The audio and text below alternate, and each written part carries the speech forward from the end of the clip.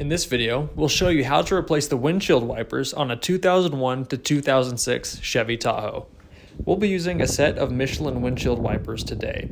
For our model, both the driver and passenger side require a 22-inch wiper. However, I would recommend checking your manual to see what size fits best.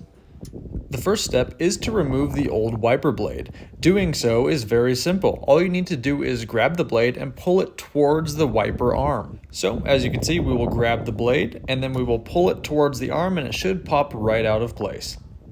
Attaching the new wiper blade is just as simple. Instead of pulling it towards the arm of the wiper, you're going to simply push it into the hook. Now it may take a couple of tries in order for it to lock in place, but you should hear a click indicating that it is locked and ready to go.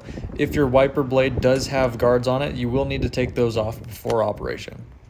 Then, just repeat all of these steps for the other wiper blade, and you should be good to go. Thanks for watching.